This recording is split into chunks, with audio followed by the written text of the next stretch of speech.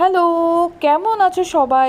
অনেক দিন পরে আজকে আমি একটা গেট রেডি উইথ মি নিয়ে চলে এসেছি। আজকে ছিল আমার দেওরের রিসেপশনের অনুষ্ঠানটা। আমি যেভাবে সেলফ মেকআপ করেছিলাম খুব তাড়াতাড়ি, তো সেটাই আজকে তোমাদের সাথে আমি শেয়ার করে নিচ্ছি। প্রথমেই আমি একটা ময়শ্চারাইজিং ক্রিম অ্যাপ্লাই করে নিয়েছিলাম।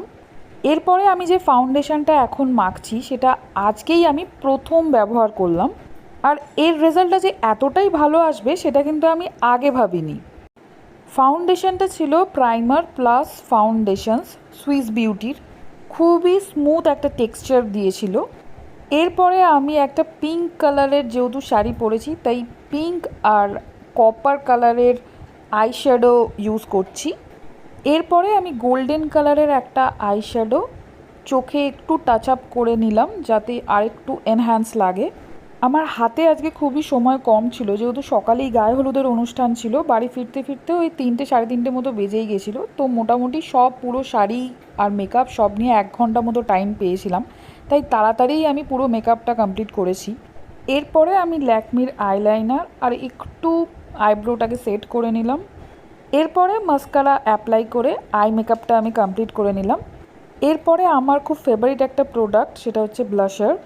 আর এটা হচ্ছে সুইস বিউটির লিকুইড ব্লাশার আর কি। এটা খুব সুন্দর একটা ফিনিশিং টাচ দেয়। আমি পুরোটাই হাত দিয়েই মেকআপটা করে নিয়েছি।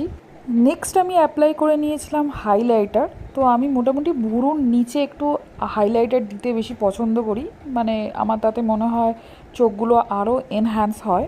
হাইলাইটারটা এবারে গালে আর নাকের ওপরে আমি একটু অ্যাপ্লাই করে নিলাম। সন্ধেবেলা 6টায় বেরোবো, কারণ মোটামুটি 6টা সাড়ে 6টা নাগাদই রিলেটিভসরা আসতে শুরু করবে, তাই খুব তাড়াতাড়ি আমি মেকআপটা করেছি। তোমরা অবশ্যই জানিও মেকআপটা কেমন হয়েছে, আমাকে কেমন লাগছে। ভালো রেসপন্স পেলে আমি এরকম ভিডিও আরও কয়েকটা করব। সকালেই যেহেতু গায়ে হলুদে গেছিলাম তাই আমার লিপস্টিকটা ছিলই, আমি আর লিপস্টিকটা তুলিনি। তো ওর ওপরেই আমি একটু লিপ লাইনার দিয়ে লিপটাকে আর একবার এঁকে নিয়েছিলাম। আর ল্যাকমির একটা পিঙ্ক কালারের লিকুইড ম্যাট ফিনিশিংয়ে একটা লিপস্টিক পরে নিলাম। আর এই শাড়িটার সাথে এই লিপস্টিকটা কিন্তু খুব সুন্দর ম্যাচ করেছিল। আমার মেকআপ মোটামুটি কমপ্লিট হয়ে গেছে, কিন্তু এরপরে কোথাও একটা মনে হচ্ছিলো আমার যে একটা কিছু মিসিং আছে। তো সেটা হচ্ছে টিপ। টিপ পরিনি, তো এরপরে আমি ভাবলাম যে চলো একটা টিপ পরে নেওয়া যাক, দেখি টিপ পরে কেমন লাগছে। তাহলেই মোটামুটি মেকআপটা পুরো কমপ্লিট হয়ে যাবে।